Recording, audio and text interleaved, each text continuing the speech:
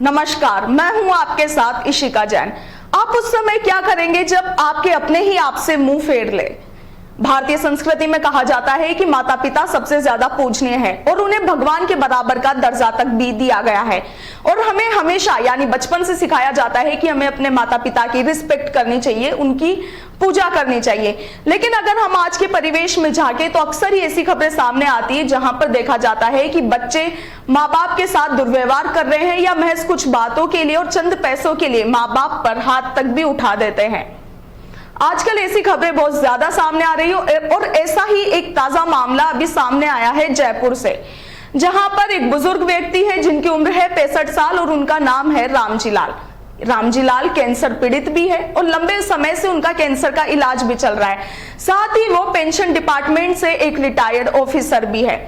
होता यूं है कि अभी कुछ दिनों पहले ही उनके बेटे और बहू, बेटे का नाम है सुशील और बहू का नाम है मंजू, उनके पास आते हैं और उनसे पैसे मांगते हैं, यानी कि उनकी पेंशन के जो पैसे हैं वो मांगते और उनसे झगड़ा कर देते हैं। जब बुजुर्ग रामजीलाल उन्हें पैसे देने से इनकार कर देते हैं तो वो हैवानियत पे उतर आते हैं। जी हाँ, उनका छोटा बेटा सुशील बाथरूम में जाता है और बाथरूम से कपड़े धोने का डंडा लेकर अपने पिता को पीटने लगता है। वहीं बहू ने भी इस दरिंदगी में अपने पति का साथ दिया। बहू कैंसर पीड़ित की जो कैंसर की दवाइयां थी उन्हें कचरे में फेंक देती है। रामजीलाल से हुए इस व्यवहार के बाद में रामजीलाल परेशान होकर पुलिस में जाते हैं और पुलिस को अपना मामला दर्ज करवाते हैं। पुलिस बताती है कि जब कपड़े धोने के डंडे से उन्हें पीटा गया तो रामजीलाल की आंख पर भी चोट आई है।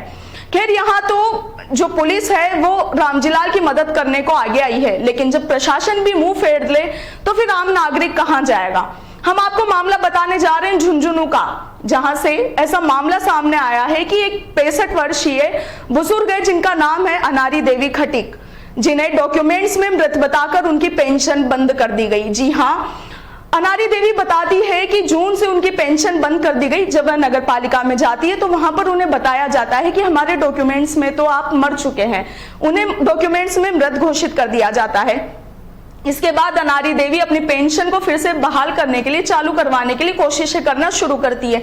वो नगर पालिका के चक्कर लगाती है, संपर्क पोर्टल पर भी अपनी शिकायत दर्ज करवाती है, साथ ही ई मित्र पर भी संपर्क करने की कोशिश करती है, लेकिन अभी तक भी उनकी इस शिकायत का कोई भी समाधान नहीं मिला।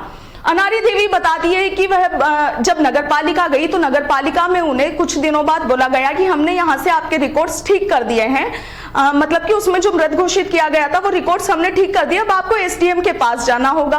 अनारी देवी बताती है कि वह एसडीएम के पास अब तक 3 बार जा चुकी है, लेकिन वहां पर उनकी पीड़ा का समाधान तो दूर की बात है, उनकी पीड़ा को ठीक तरीके से सुना भी नहीं जाता।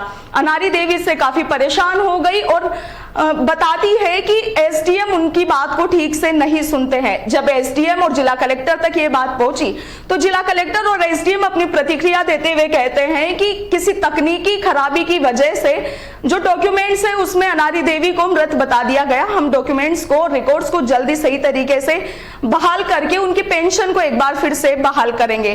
खैर, अब देखना होगा कि एसडीएम और जो जिला कलेक्टर है वो कब तक अनारी देवी की पेंशन को बहाल करते हैं। लेकिन ये तो हमने आपको महज 2 मामले ही बताए हैं।